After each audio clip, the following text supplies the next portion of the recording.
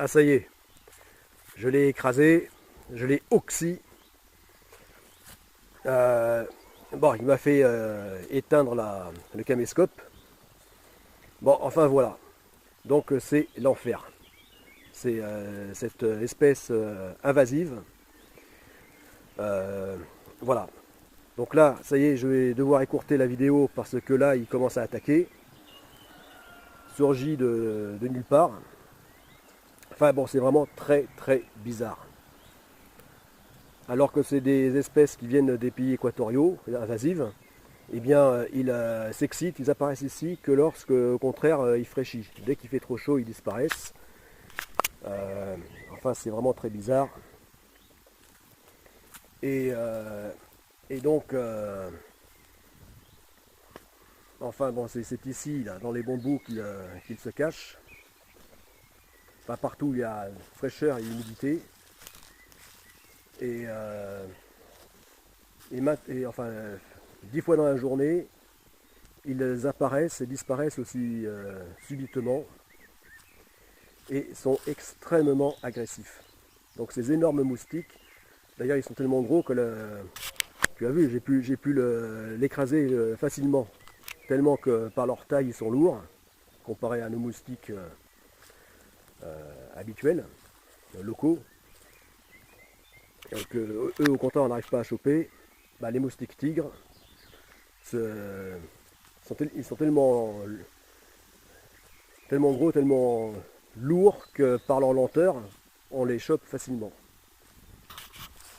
Mais bon, enfin, c'est une vraie saloperie. Et je me demande comment je vais pouvoir poursuivre le chantier qui, en plus de la dureté du travail de l'acier,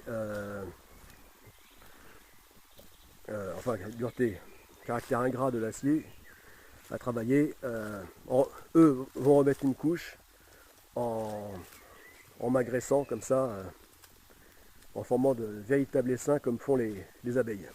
Voilà, bon, c'est un autre sujet. C'est un autre sujet. Là, je m'égare. Donc, je reviens aux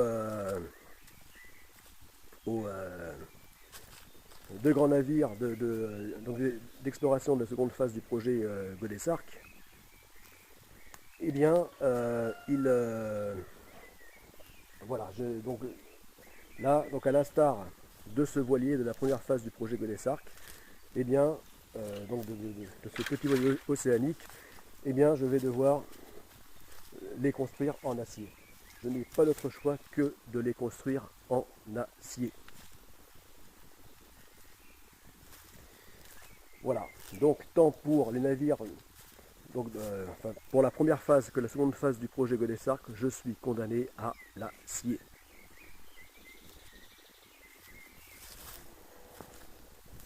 Pour le meilleur et le pire de l'acier.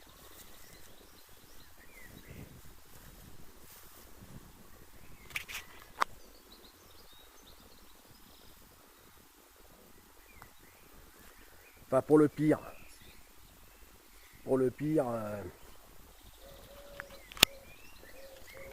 n'y aura pas, je n'aurai pas grand chose à craindre lors de la seconde phase. D'autant plus que je n'aurai pas à mettre de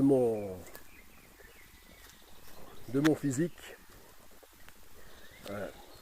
à mettre tant d'huile de coude que pour la construction de ce voilier de la première phase. Voilà, je n'aurai pas tant d'efforts donc physiques à accomplir à la construction que lors de la première phase. Puisque pour ces gigantesques voiliers futuristes, qui ne seront autres que d'immenses dracars du XXIe siècle, immenses dracars donc du futuriste, eh bien eux ils seront comme tout grand navire, ils seront construits dans des grands chantiers. Et, et, et aujourd'hui les grands chantiers, eh bien ça surtout Surtout que là, il s'agit donc de constructions qui ne vont pas se faire tout de suite. Donc, concernant le futur proche, enfin à moyen terme, j'espère. En tout cas, pas à long terme. Mais donc, qui se feront là où il y aura toujours plus de robots. Et donc là, ce sera les machines, les robots qui s'occuperont de faire le travail le plus dur. Donc, travail de découpe et d'assemblage des différents éléments. Donc tout ce travail dur de l'acier, eh bien, ça sera davantage les robots que donc les ouvriers, les courageux ouvriers. Et en tout cas, ça ne sera pas moi.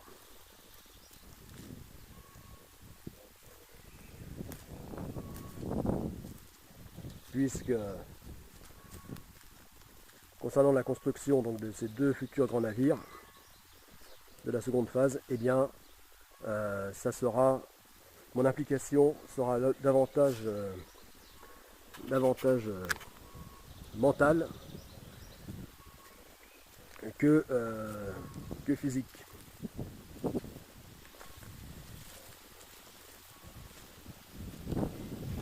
Parce que là, dans le grand projet Godessarc, j'aurais déjà donné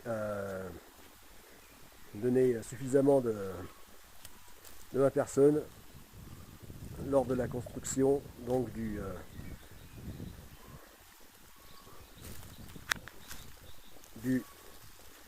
navire de la première phase, donc ce petit voilier océanique.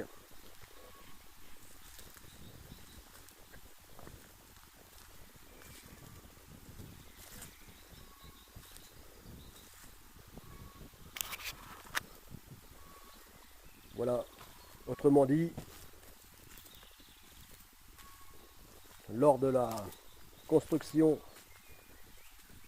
du navire de la première phase, eh bien, je vais y donner mes muscles, et lors des deux grands navires d'exploration de la seconde phase, eh bien là, je donnerai donc de la matière grise. Mais en tant que concepteur, qu'initiateur du projet, que créateur du projet. Mais ensuite, pour mener à bien un projet donc d'une telle dimension, bien sûr qu'il faudra une armée d'ingénieurs maritimes, d'ingénieurs et techniciens pour concevoir donc un tel navire que donc le futur Godessarc Mayacetus. Donc un navire qui sera double puisque il sera construit simultanément en deux exemplaires. Donc en deux navires sister ship. Donc le GA Mayacetus et GA Ambulocetus, qui auront vocation par la suite, étant donc les premiers, enfin le prototype, les deux premiers modèles à être construits en série. Enfin, en tout cas en plus grand nombre.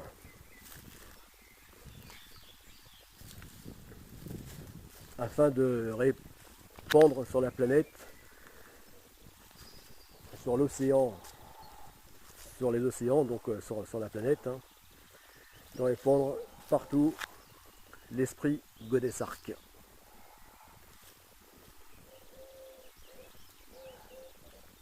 donc celui de ces grands dracars multicoques futuristes du XXIe siècle.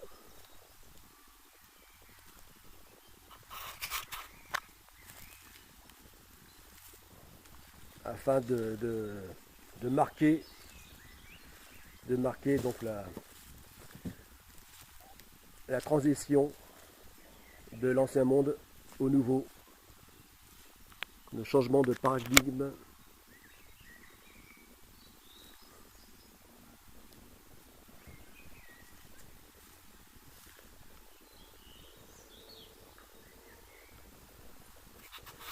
Voilà.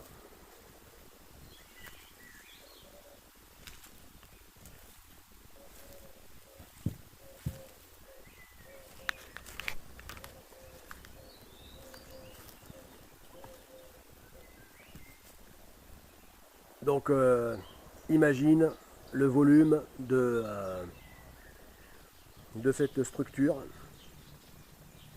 donc 18 fois plus longue.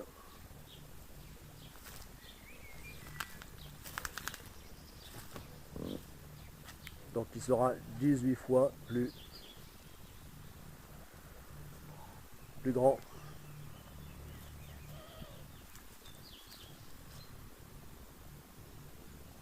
Et là, le fait que là, donc je vais poursuivre la construction de ce petit voilier océanique, donc non plus en quillard mais en dériveur intégral, eh bien, ça fait que ce voilier étant moins encombrant, c'est-à-dire que sa coque ne sera pas plus haute que donc ici, donc là puisqu'il est à l'envers, c'est le roof, hein, le pont. Ici, là, au fond de la coque, donc cette hauteur qui fait 2,30 m. Bon, eh bien dans l'option quillard, elle aurait près d'1 mètre de plus. Donc ce qui rendrait la coque beaucoup plus encombrante. Mais là, dans l'option dériveur intégral, eh bien, elle ne sera pas plus encombrante que là. C'est-à-dire, elle restera à 2,30 m. Autour de 2,30 m. Donc, rendant ce 10 mètres, bien qu'il ait un volume assez important, qui soit compact et costaud pour 10 mètres, eh bien, son encombrement par sa hauteur sera limité. Et donc, il sera facile à parquer dans le vaste hangar du futur navire, du futur GA Mayacetus, donc dans son giron, dans son gigantesque hangar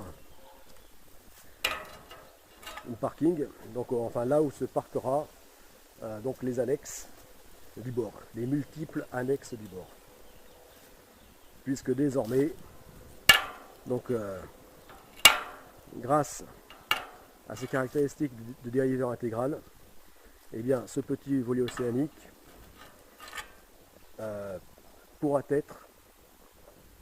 sera donc une annexe, une des multiples annexes, ou tenders comme on dit, pour embarcation embarqué donc sur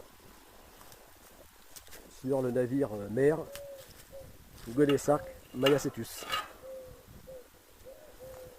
le navire base.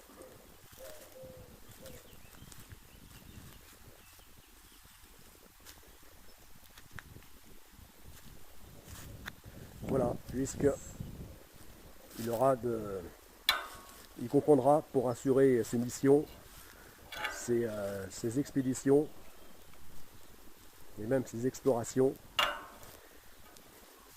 il comptera un grand nombre d'Alex.